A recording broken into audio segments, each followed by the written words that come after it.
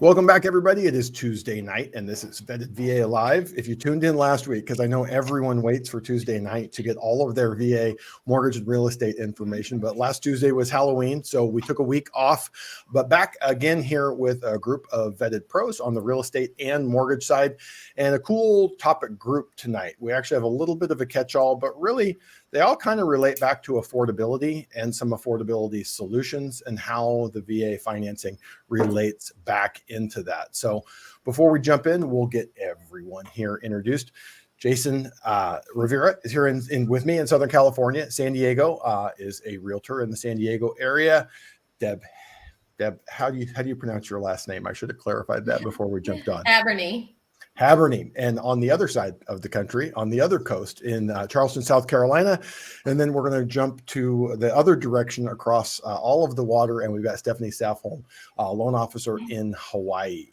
So with that, why don't we kind of start the discussion of why this stuff all relates back to affordability? And the two big ones, and the ones we're going to jump into first here, really are using your VA benefit to finance a purchase of 2 to 4 units, owner-occupied units, or what we're seeing everywhere around the country. Governments are getting more, state governments, city governments are getting more and more lenient with building accessory dwelling units, and everyone has questions with how this relates back to using your VA benefit. We're going to transition a little bit into tiny houses, log homes, other stuff.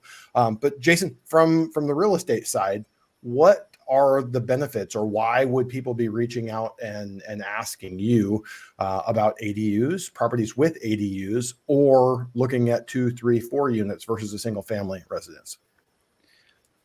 You kind of already hit it, which was affordability, right? Being in San Diego, affordability is a huge aspect when you're looking to buy here because of the home prices. So when you're looking at ADUs, or thinking about ADUs or multifamilies, it's typically to offset your mortgage. Renting out the ADU and you occupying the primary, or you occupying the ADU and renting out the primary to help offset or cover a good portion of that mortgage.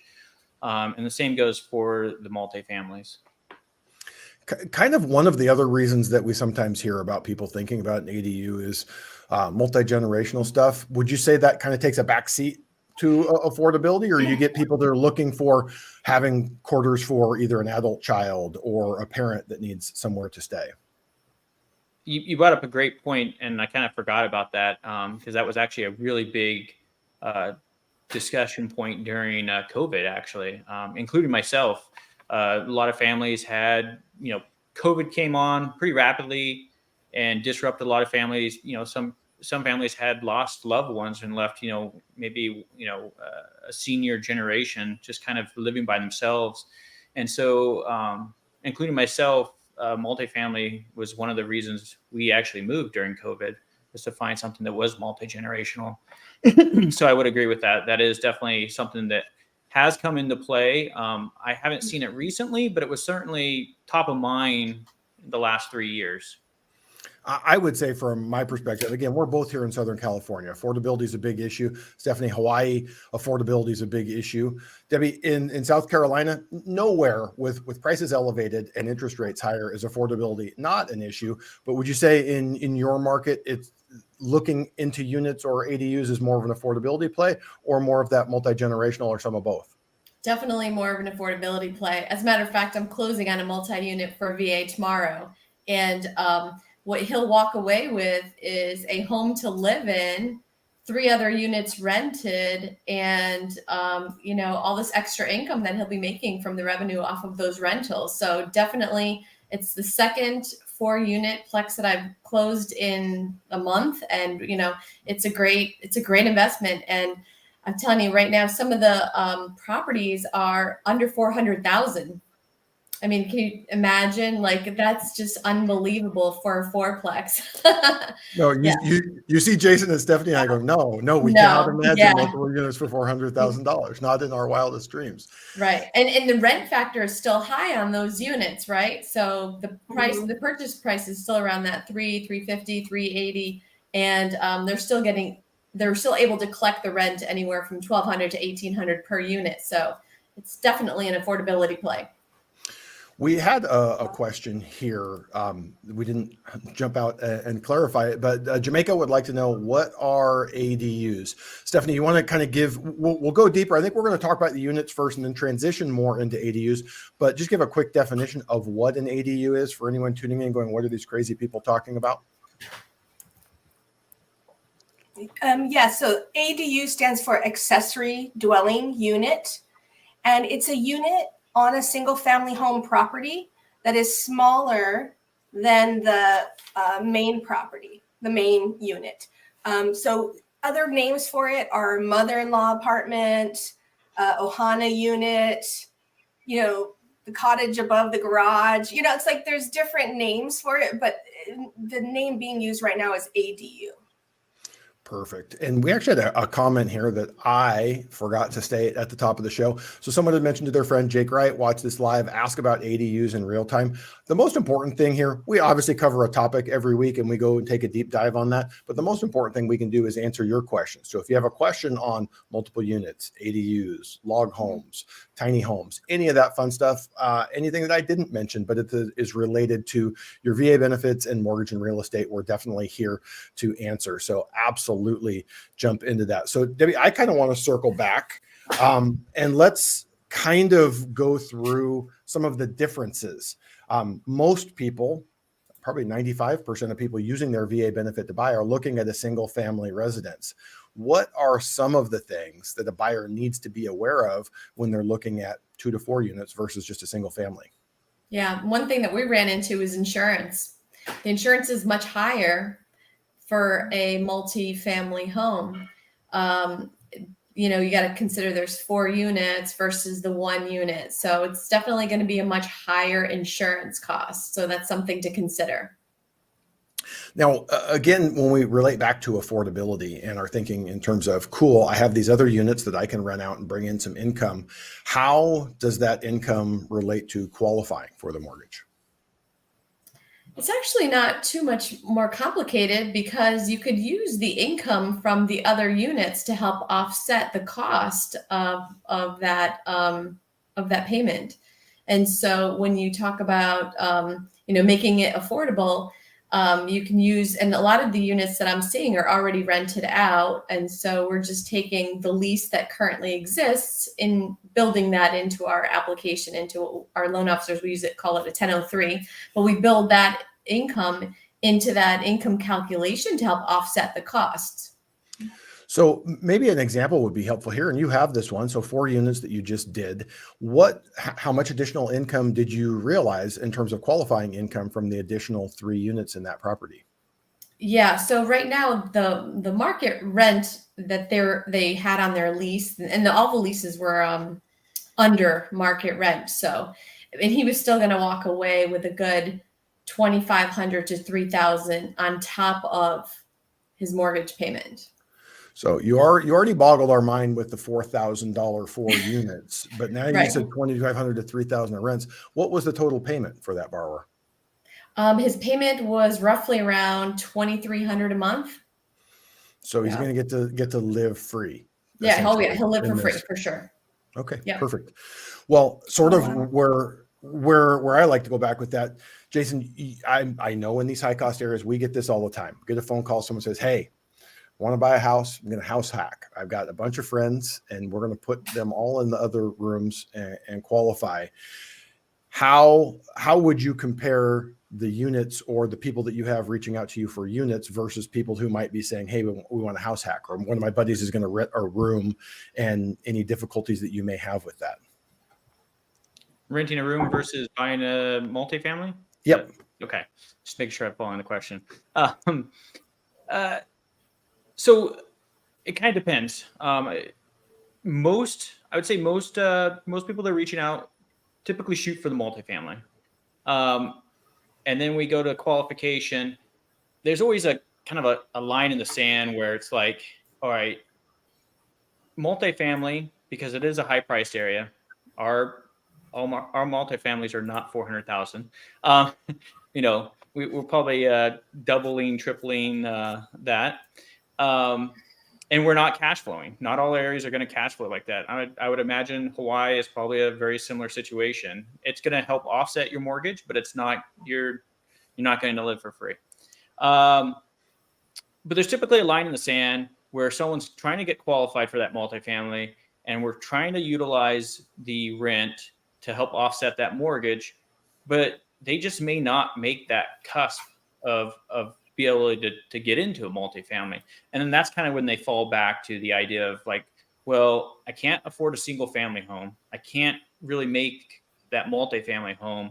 And then it's like, let's look at a condo townhome situation where maybe we can get into like a 3-bedroom because it's still, affordable, at least in San Diego sense. And then we can rent out those additional bedrooms. And that's kind of what I've really seen here is kind of that most people are shooting for the bigger object. And then we kind of work our way back to say, all right, here's where your finances are falling in.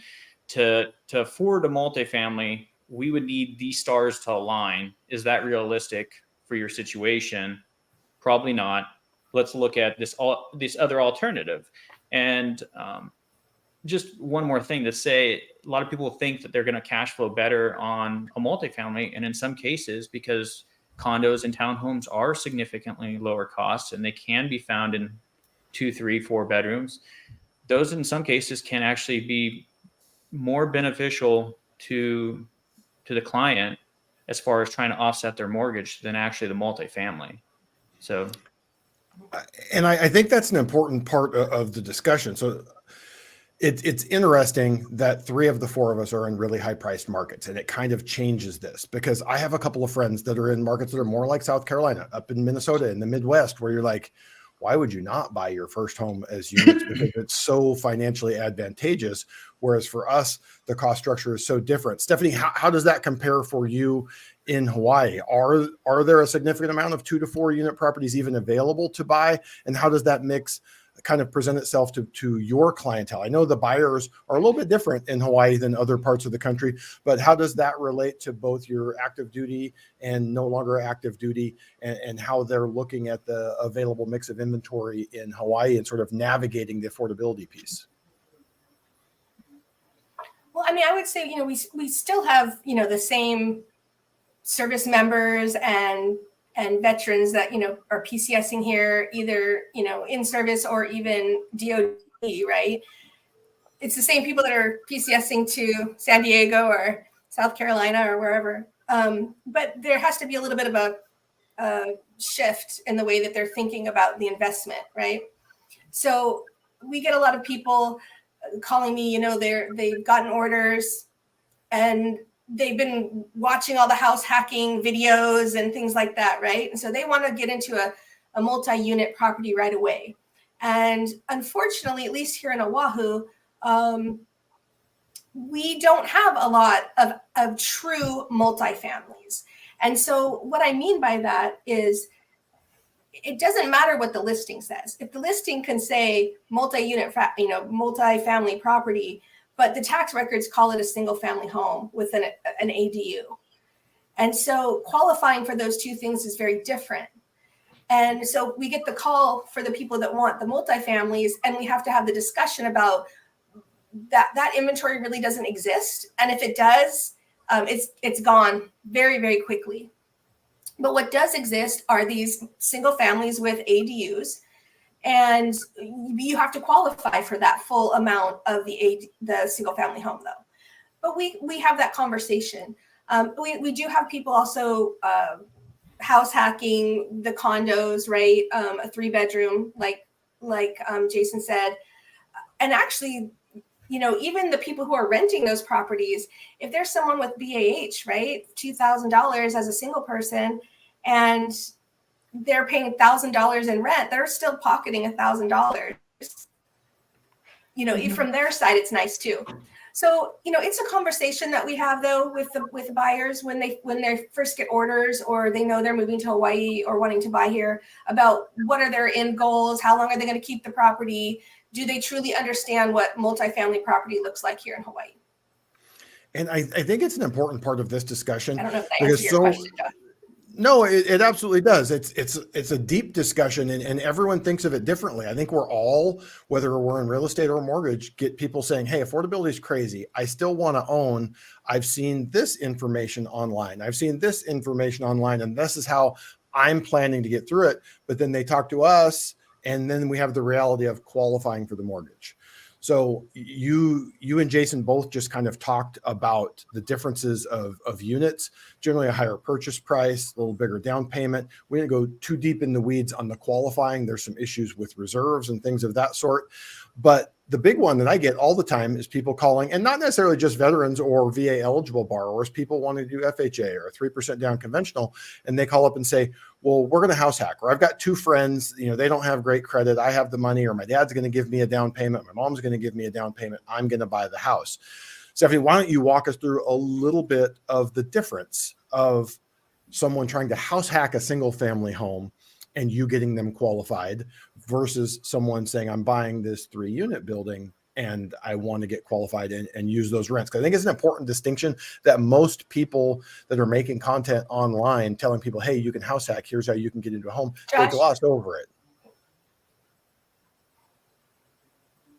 Josh, I'm having trouble hearing you. You're cutting out. I didn't hear that. Sorry. Jason, Deb, are you guys able to hear me, or was it cutting out for you guys as well? No, I can hear you fine. Okay, so, well, Debbie, you're dealing with no worries. Debbie, you're dealing with the same issue in terms of that. So if someone calls you and comes up with the idea, they're not even interested in 2, 3, 4 units, but they're saying, hey, I've got a couple friends, I'm gonna buy, and they're gonna rent from me, not gonna co-borrow. They want to do that whole house hacking idea. Maybe walk us through what that looks like in terms of you getting them qualified and why that can be more difficult than looking at buying units. Yeah, I mean, because unfortunately, we can't use any of those hackers' income, to help them qualify for that house that they want to purchase. So it would really be the person who's going to be buying the house, qualifying on their income and their situation alone.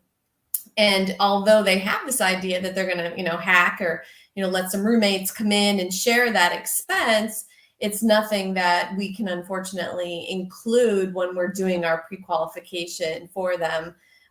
So yeah, I do get that sometimes. And that tends to be, with our first-time home buyers or younger singletons that kind of want to get out there and buy a home. But, unfortunately, if they don't have that, again, the good income, the low debt, and this is, across the board, I'm not just talking VA, we can't really use those hackers' income to help offset that. And from that perspective, that's one of the things where if you're looking, there is one situation. Oh, sorry.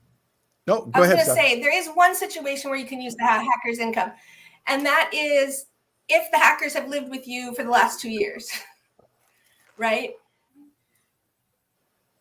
If the same people that are going to live with you and your new unit and have been paying you rent for the last 2 years and you have it on your tax returns, you could possibly use their income at the next property. That's the only way on a VA loan.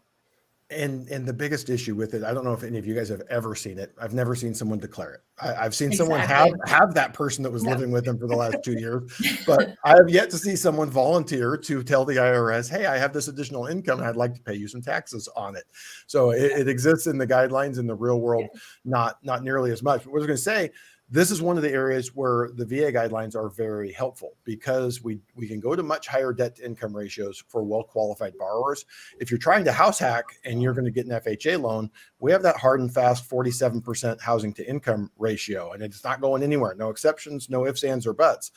With the VA, if you meet the residual income requirements, you could possibly go higher. So house hacking into a single family or a condo is probably easier with the VA than it is on other types, but still not as easy as looking at units where we can just straight up use that rental income to help you qualify. We actually have a number of good questions here. It's funny, we were talking here before the show. You never really know what topic is going to be of interest to people, but everyone was highly interested in 2 to 4 units and accessory dwelling units. So we have a couple of questions here, and what you guys are going to see, most of the guidelines are pretty well defined, and you can ask 20 people and they're going to give you the same answers. Some of these things fall in gray areas, and there's going to be an it depends. So we'll probably do sort of a roundtable on these, get everyone's opinions of how it comes down in their area, and get you the best info possible. So here's a good one to start. Put 2 tiny homes and a garage. Is that possible? Jason, I'm going to nominate you to start with that one. And what are your thoughts when you hear that question? So it depends. First thing is it depends on your location. Tiny homes are fairly new when it comes to how they're going to regulate it. So how does your state, county, and if you live in a city, what are their building codes regarding tiny homes? I don't know, so can't really answer you exactly what that would be. As far as the VA goes, can you buy a piece of land, build a small home on it, and put a garage on it? The answer would be yes, as long as it meets your NPRs and appraises that value. That's not an issue.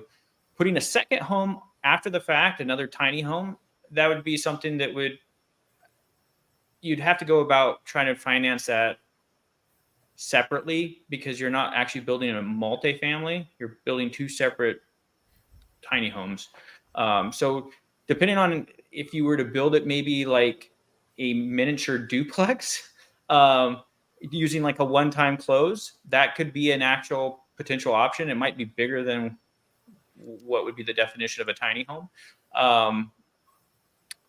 I think that kind of answers it. I think that's yeah. No, I think it absolutely does, and it's an interesting question because it's literally 2 sentences, but there's a lot there to unpack. All of those things, you nailed it, that you can do. Can you buy land? Yes. Can you build? Yes. Is the VA in theory open to a tiny home? Yes. Will the VA allow an ADU, which the second tiny home would kind of be an ADU? All of those individually are a yes, but it's how does it come together? And how do any particular lenders look at it? So, Stephanie, Deb, do you have any other insights onto how you would answer that question? Or if someone asked you that info, you might like them to have? Yeah, I mean, obviously you're following VA guidelines, and 2 tiny homes, which one is going to be your primary residence? Like you said, maybe the one is an ADU, you keep the wheels on it, and it's, that sort of thing. I'm not sure on that one, but you definitely, would only be limited to your primary residence for the VA funding. And yeah, that's, I think Jason nailed it though. All of those individually make sense when you put it all together. And the next thing is, can you get a fair appraisal? Who else has the tiny home on the land with a separate garage? That's going to be tough. And that's probably the biggest hurdle, I think, for most lenders, is finding a good appraisal to help establish a value for that loan. Well, let's talk a little bit. The question came up. We're talking about tiny homes. So this is something that isn't in the guidelines, but we had some vetted VA members at a VA conference here recently, and the question was asked because VA does not strictly have a minimum property size requirement. They have some requirements. As Jason said, you have to meet all of the minimum property requirements. And technically each unit has to have a living space, a sleeping space, cooking and dining, and sanitary facilities. So within that, it's okay, it can't be too small. I mean, you couldn't really do all that in 100 feet. So is it 200 feet? Is it 300 feet? Is it 400? You guys also pointed out something really important there. Let's say you could build 200 square feet that has all of those things, meets all of the NPRs. How do we appraise it? Are there others around? So there's really a number of questions there yet to be answered. So we're going to have a few brave volunteers that are going to step out and try and do this, both the buyers, borrowers that are going to be building this stuff and doing those loans, and the professionals that are going to help them with it, because that's what it comes down to. Stephanie, from that perspective, let's say you had someone come to you that wanted to do this, and you've kind of gone through in your head, okay, it seems doable. Maybe explain why we now not only have to determine, is it okay with VA, but now we have to match it up to a lender that's okay with it, even if it does meet the VA guidelines. What does that look like if you have someone wanting to do this? So we're talking about building or purchasing a tiny home. Any and all of it. We don't need to get bogged down in the details of it. These are all unique situations. What is your first step? Because we can look at it. We just all kind of agreed, kind of in theory, all those things seem possible, but we would have to clarify it. And then our next step is now we got to find a lender that agrees that VA is good with it. Yeah. What does that look so like? I think our first step would be a conversation. Oh, sorry.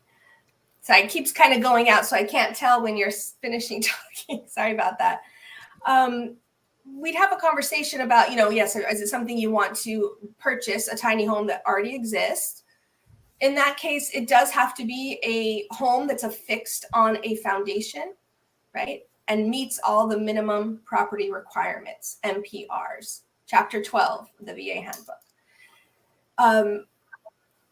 In some areas, that's going to be easier to find than others.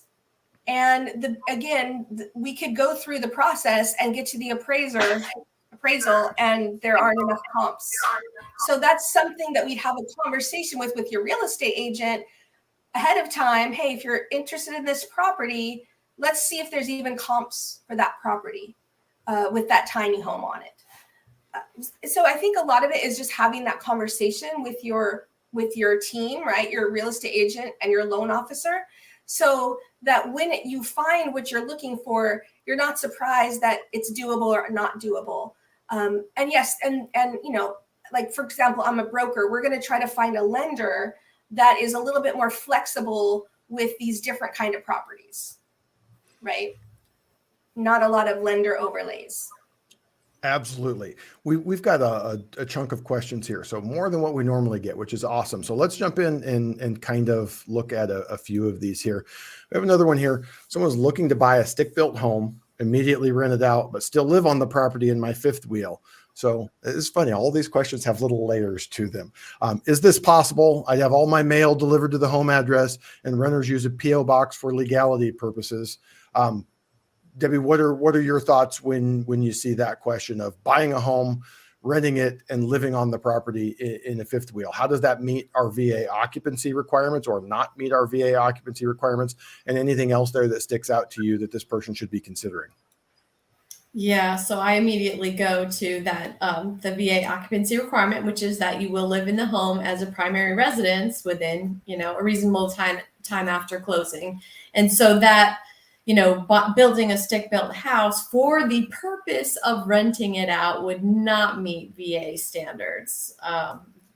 And so, maybe if they were going to live in that stick-built house and maybe rent out the third wheel, maybe that's an option that they want to consider.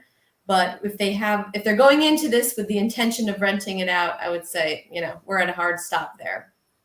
My thought, maybe I'm a bad son-in-law, because when I saw that, I was like, maybe you live in the house and the in-laws can go in the fifth wheel, and that way we got all of our problems solved there.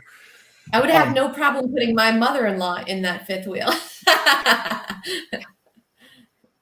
So let's look here. Again, some of these questions are longer, so I'm trying to just make sure. I want to purchase a duplex / multifamily, have my children there, and they will pay rent to me. Is that feasible? Or can I have one of my children sign with me if they also have income? So this one, again, relates back to VA being a little bit interesting. We can't have the children as a co-borrower unless they are also veterans. But Jason, you want to weigh in on that one? Yeah. So as long as the children, I'm assuming these children are adults, and have, but the 10-year-olds, they send them off to the salt mines to get some exactly every day. And so, as long as the children, are adults, have jobs, and you're going to take them, like they're actually going to pay you rent, that's not an issue. You can rent out those extra units to anyone. So that's definitely a feasible option.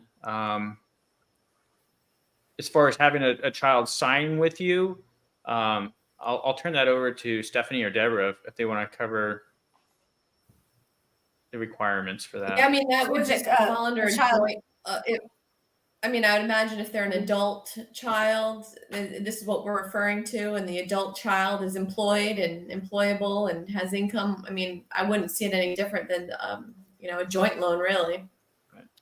And it might be The a key really here good. is, I think in that question, I don't know if this is what I'm getting out of the question, that the veteran has to occupy the property unless Correct. they're a service member. And, so I don't know if that's what the question is basically asking. If, can I let my kids live there? Can my kids co-sign? And therefore I don't live there. No, you have to live there Correct. as your primary residence in one of the units. Jake is worried that we skipped your question. Jake, we did not. Your question was really long. I needed them to answer a question so I could read your question and make sure you didn't sneak anything inappropriate that I would get fired for showing it up here. So here is Jake's long question. Ladies, I apologize. The question is long enough that it just made you disappear from the screen, but we'll take the question down once we get through it. So currently in a VA loan for my house. Can I use it again to build an ADU? So let's just try and remember these. So when I take this down, we can answer it. Does it matter for the amount I'm currently using? He's got about a $625,000 loan. Is this possible? Would I need a conventional loan, if that'd even be possible? And a HELOC maybe to cover the cost of the new build. So there's some other questions there, but why don't we jump into that first part of the question? Owns the home, would like to build an ADU, owes about 625 on it. So there's definitely some gaps there of some information that if you guys or I were talking to him on the phone, we'd go into some more detail, get some more info. But Stephanie, what are your initial thoughts when you hear that?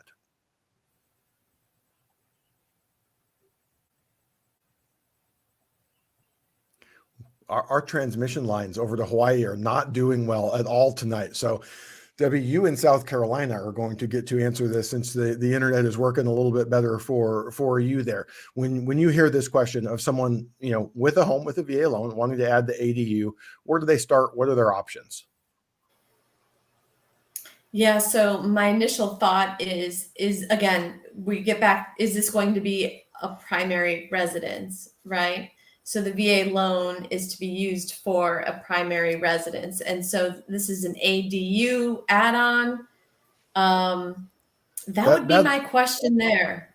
Yeah, that's what I'm reading. He owns the home already with a VA loan on it, owner occupied, and is wanting to add the ADU to the back of the property. Yeah, there's one VA loan per property. So you can't have a second VA loan on the same property unless you were to split the property. The choice, the options, if you want to have an ADU, is do a cash out refi, right? Take money out to build, or do a HELOC, take money out to build, get a personal loan, take money out, build. But there's only one VA loan on that property. Stephanie, how does the I don't equity? know if that answers that. It does. How does his equity in that property come into play, either with the HELOC or the cash out? Where does he have to be to equity wise to be able to do that?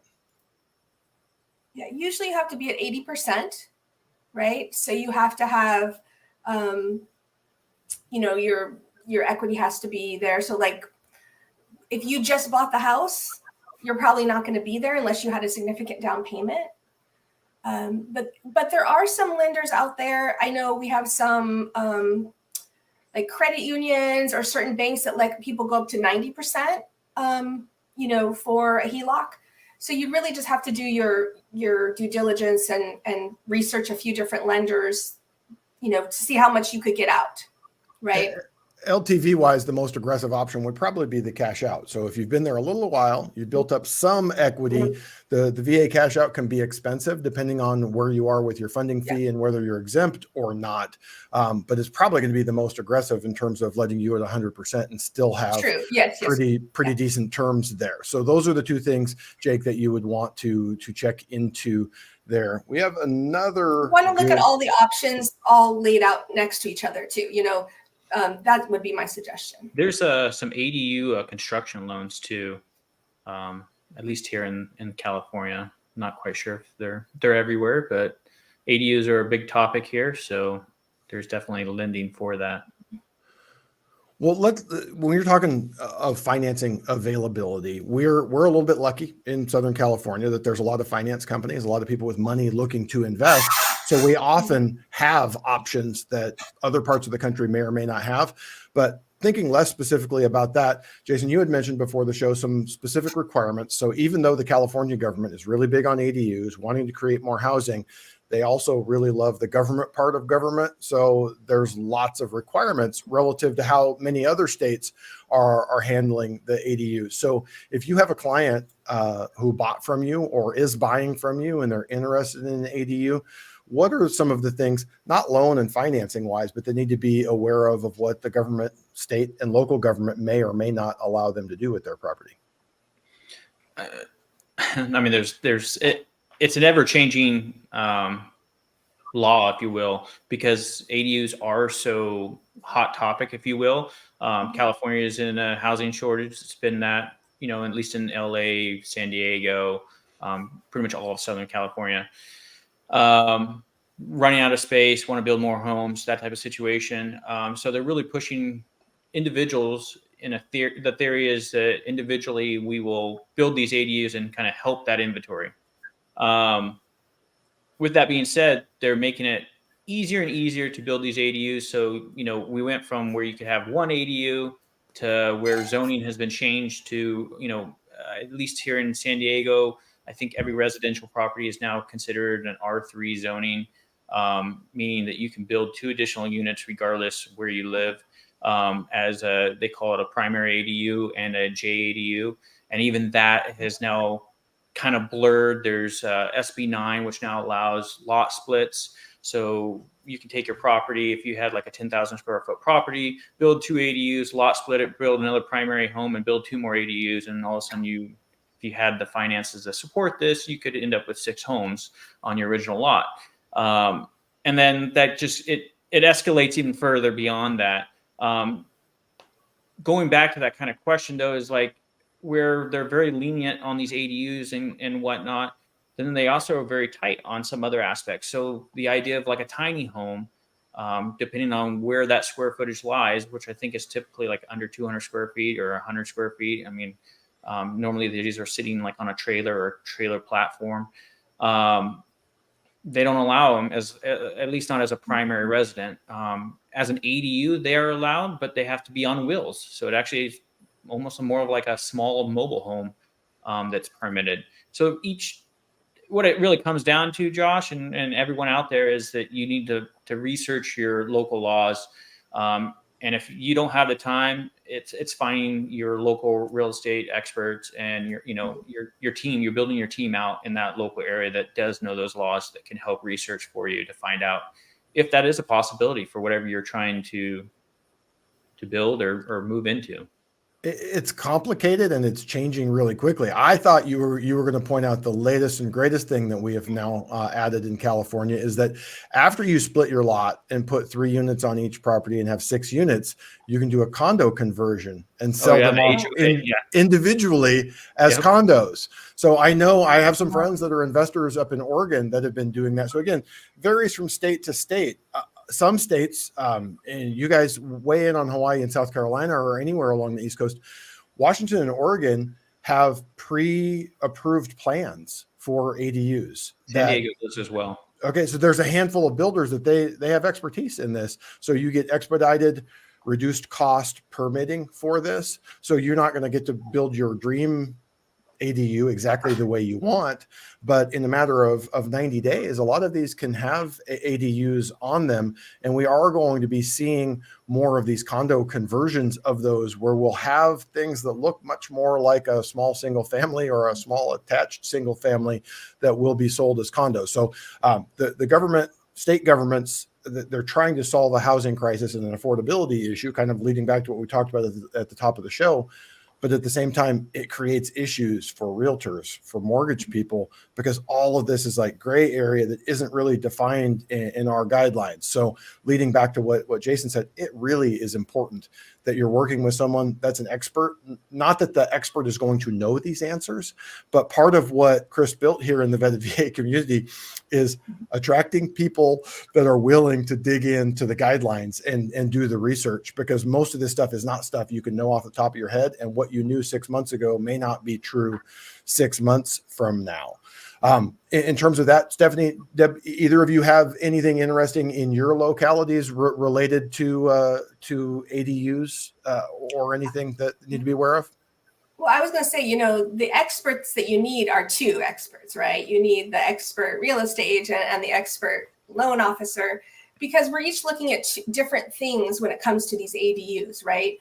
I'm looking at a listing and I'm seeing, those kind of words that pop out to me in the listing description. Like it might say single family home, but it says things like second floor has its own kitchen, or this bedroom has its own access to the outside. So it'll have these certain terms that kind of make me realize this home might be an issue with the appraiser, or these are things we have to look at and make sure it's permitted.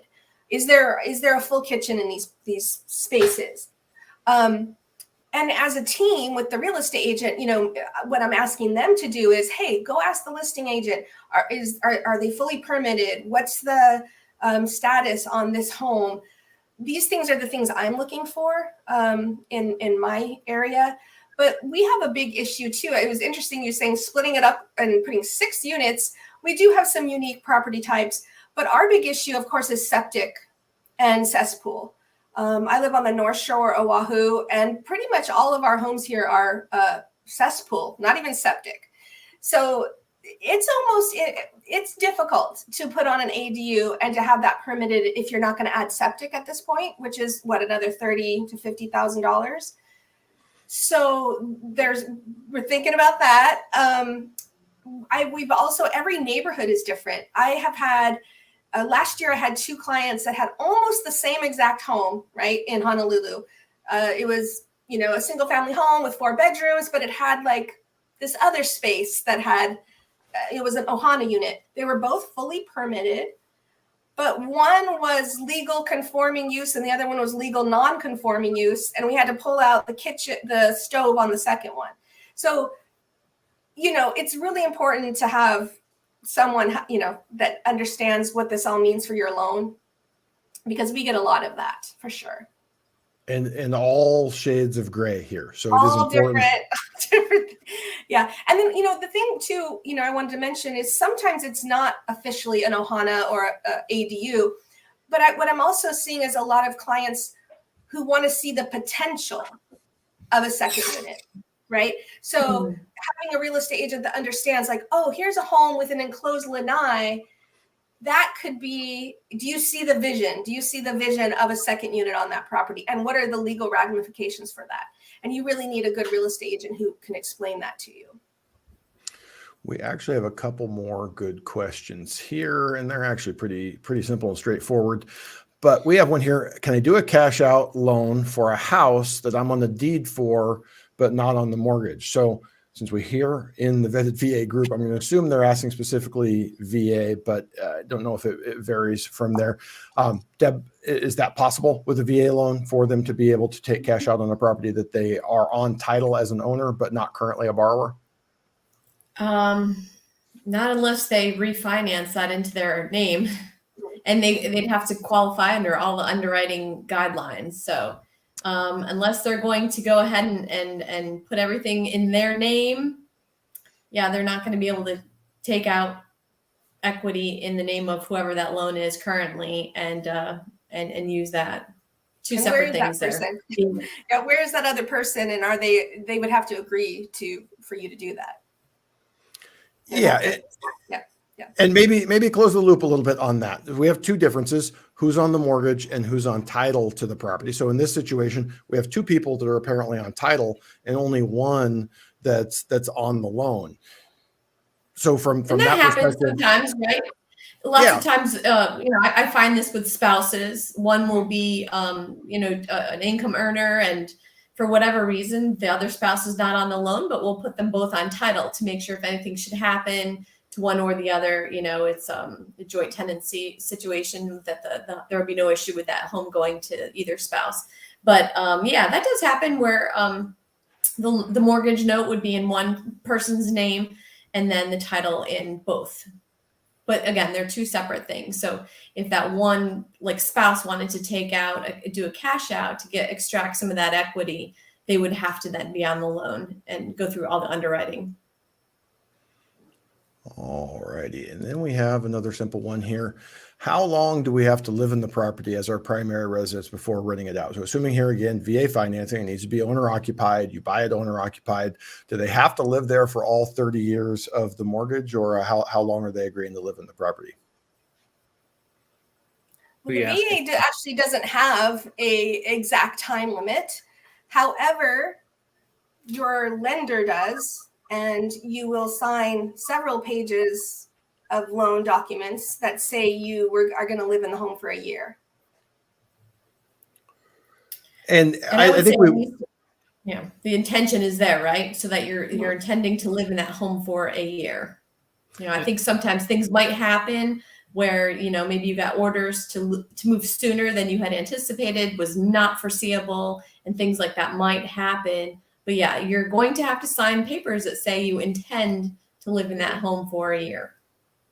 Intent is the important part there, because they're not saying regardless of what life brings you, you cannot leave this house if something unforeseen comes up. But they're not wanting you to use the loan to acquire a primary residence and then 6 months later acquire another primary residence and then come behind it, which with the VA, there are some limitations on that anyways. I think we've done a pretty good job of covering 2 to 4 units, of covering ADUs, of covering tiny homes. Anything that you guys feel like we left out in any of those? We went through tiny homes on that first question, kind of the important things that I just wanted to make sure. When I look at the tiny home stuff, and you see tiny homes on HGTV, they're almost always building them on wheels where they can move them around. If you're wanting to finance it with a mortgage, it needs to be real property, has to be permanently affixed to the foundation on land that you own. So it is a little bit different than kind of what everyone sees online or dreams or imagine is possible. So when we're talking about tiny homes, I think we're primarily thinking in terms of the size and the amenities of the home, and does it meet the VA guidelines? And a lot of times when people are asking us about it, they're thinking about the cool thing on a trailer that they can haul around the country. And when they decide they want to be in San Diego and then go to Charleston, that they can roll it across country and take it with them. So that's an important piece that I wasn't sure we were super clear on. But with that, why don't we just kind of go around the horn and wrap it up? And each of you can kind of, anything that you think we didn't cover in detail or that folks should know about any of these options, above and beyond just making sure you are taking your specific scenario to someone who knows and understands and can help with these things. Jason, I'm going to let the ladies have the last word, so you get to go first.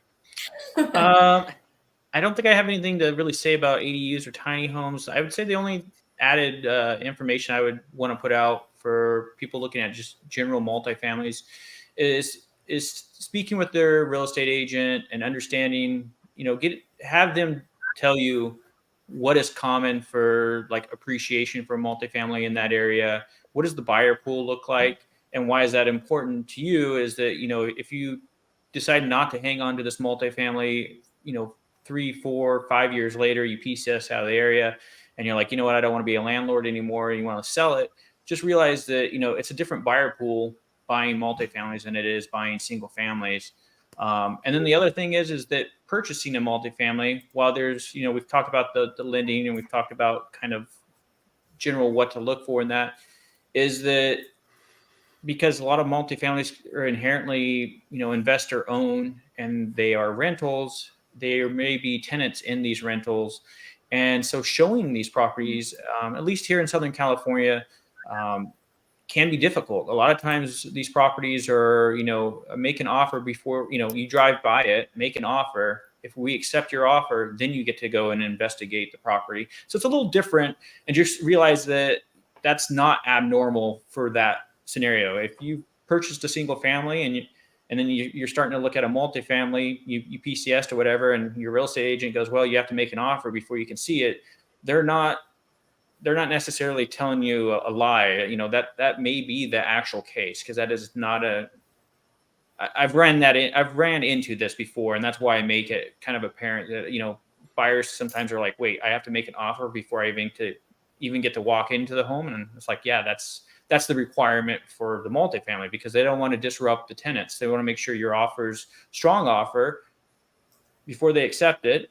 Then they decide, hey, you know what, you are the best offer, we're going to accept it. Now we're going to schedule time for you to go and walk through. So that's my only kind of added info. Strangely, tenants are not super keen on having multiple people walking through their house, looking at their stuff, checking things out when they may or may not be at home. So yeah, it's definitely something unique to that. Debbie, any closing thoughts? Yeah, I mean, I love the idea of these multifamily homes. Obviously, it's a huge wealth building advantage, especially with the VA loan, no down payment. And if you can get into you know, a multi-unit like here in South Carolina, where you're spending under 500,000 to rent out 4 units, you know, the long-term picture for that could make huge gains for your financial landscape. I mean, just being able to, you know, collect rent on, you know, 4 units at $1,800 a pop eventually. But I would also say this, to consider maybe outside of your area, like for example, this loan that's closing tomorrow, he's making a little bit of a sacrifice in his commute to work, right? So he's decided to move out of the really populated areas of Charleston, and so his commute is a little bit longer, but it means he's making a tremendous investment, and he's going to basically live for free and have this great investment. So you might want to consider, you know, areas, you know, your surrounding areas as well, not just exactly where you live. I don't think most people fully understand how much easier it is to buy the units as your first property, and then later on, once you get a family, whatever, and buy a single family, versus trying to do it the other way around. I failed at this miserably, but when I first got into the business, I had a couple of clients. The market was still not super hot in the late 90s. And so here in Southern California, under $300,000, you could get a 4-unit building. And I started looking around, I go, that makes all the sense in the world. I want to do that before I buy a house. And I got engaged and we bought a house, and we never ended up buying the $300,000 4-unit building. And to put it in context relative to Charleston, that $300,000 1997 fourplex is now about 2.1 million here in Southern California. So I wish I had the foresight to buy that for my first property instead of the home that we did buy. So any of you watching, if you have the opportunity, it is a little bit of a sacrifice, whether you're doing it for affordability or just for opportunity. It can be a really big financial opportunity, the easiest way you'll ever have to acquire a rental property. Absolutely. Stephanie, you get the last word. The last word. I'll go with a little word of caution. I do think that it's an amazing opportunity to buy these multifamily or a unit with an ADU. But think about if you want to be a landlord. You know, I think that might be one of the things why people move out quickly, you know, and don't stay that 1 year is, you know, they don't want to live with people. So I think it's something to really consider before you start jumping in, and, you know, find yourself a great team. And those are the 2 things. Definitely great advice. So someone that knows the VA program, someone that knows your market. From the realtor side, it is important that they know the regulations and rules around all of this stuff in your area, because it does vary a lot from region to region. So we had a couple of questions here, whether this will be posted for replay. It will be in the Vetted VA Facebook group. It will also be on the Vetted VA YouTube channel. The majority of the views and traffic here is inside of the group, but there is a lot of content on the Vetted VA YouTube channel as well. So if you haven't checked it out, go out there, subscribe, like this video, and check out some of the other content. So again, appreciate the 3 of you being here with us. We're going to be off for the next 4 weeks, and then we will come back with another rotation of 8 shows, kind of going through important topics. So as we start the new year, that's when most people come out of the woodworks and start thinking of buying homes, getting into the real estate market. So we'll have some good seasonal information for you at that time. So again, thank you guys for watching. Thank thank the three of you for being here, and we will see you guys in a month.